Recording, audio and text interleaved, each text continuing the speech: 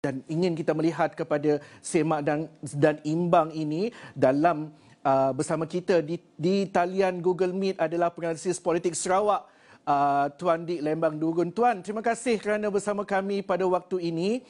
Tuan, mungkin boleh kita melihat kepada bagaimana semak dan imbang ini dapat diadaptasi dalam DUN Sarawak ini, memandangkan hanya tinggal 2 pemimpin DAP dan 1 pemimpin bebas yang sebelum ini juga merupakan ahli kepada PSB itu.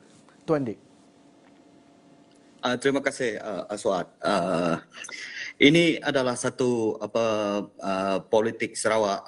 Dinamika politik Sarawak itu sendiri memang banyak dia punya naratif politik dan move ataupun gerakan yang dilakukan oleh PSB ini kita lihat memang mengecilkan lagi ruang semak dan imbang dalam Dewan Undangan Negeri itu sendiri. Namun begitu, hakikatnya memang kemenangan bergaya GPS pada PRN Sarawak yang lepas sebanyak 76 kursi itu memang menonjolkan betapa semak dan imbang itu memang kecil dari segi peranan pihak pembangkang, hanya ada 6 pada masa tersebut. Dan ini kita lihat mungkin akan menyebabkan demokrasi itu sendiri, prinsip demokrasi itu diabaikan dengan mengecilkan peranan semak dan imbang ini.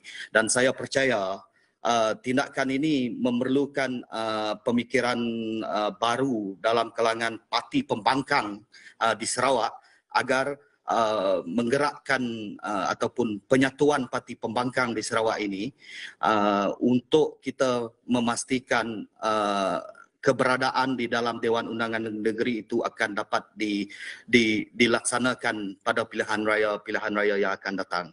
So kita ingin melihat satu pasukan pembangkang yang kuat agar semak dan imbang ini dapat dilaksanakan dengan prinsip demokrasi itu dilaksanakan di Dewan Undangan Negeri Sarawak. Tuan, kalau melihat kepada pilihan raya negeri akan datang, mungkin saya jangkakan pada tahun 2025 atau 2026. Tuan, bila Tuan mengatakan tentang perlunya ada satu pasukan pembangkang yang kuat, bagaimana perlu adanya pada pilihan raya itu juga pemimpin ditawarkan daripada parti-parti pembangkang, tetapi rakyat itu memilih untuk memilih kepada calon atau kerusi GPS. Sebagai contoh, pada pilihan raya lalu 76 menang dengan bergaya pada waktu itu. Adakah rakyat itu nampak kebolehan GPS itu berbanding pembangkang, atau bagaimana Tuan sentimen di Sarawak itu? Okey, terima kasih Aswad. Mengambil kira konsep politik di Sarawak ini, memang GPS ini dilihat sebagai satu pasukan yang mempunyai kekuatan yang dapat menarik sokongan daripada akar umbi. Ini terbukti pada pilihan raya yang lepas. Salah satu faktor dia Aswad ini disebabkan oleh pihak pembangkang yang tidak mempunyai kesatuan dalam gabungan menghadapi pilihan raya. Ini adalah kelemahan utama pihak pembangkang di Sarawak.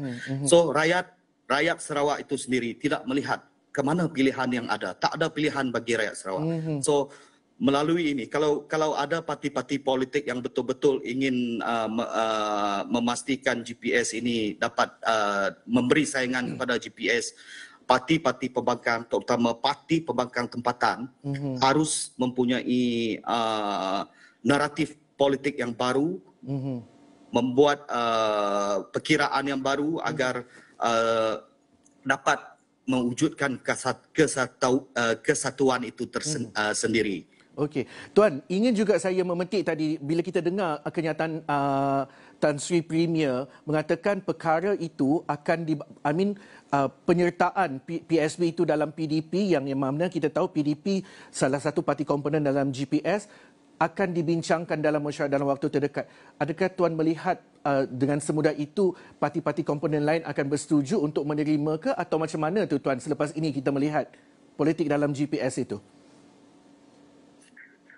Apa yang pasti saya rasa Aswad, parti yang serpihan daripada PSB ini merupakan serpihan pada SUPP. Sudah pasti SUPP akan membuat tentangan yang hebat untuk penyertaan ini. Namun begitu saya rasa tindakan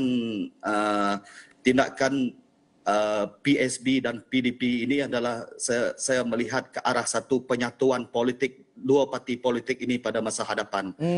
Kemungkinan akan menyertai PDP bersama. Ini kerana kalau kita melihat dari segi umur Datuk Seri Presiden PSB ini mungkin ingin melepaskan jawatan dan menginginkan penyatuan di bawah PDP menjadi satu pentas politik bagi ahli politik ataupun ahli PSB itu nanti. Alright, terima kasih penalisis politik Sarawak Tuan Dik Lim Bandugan. Seterusnya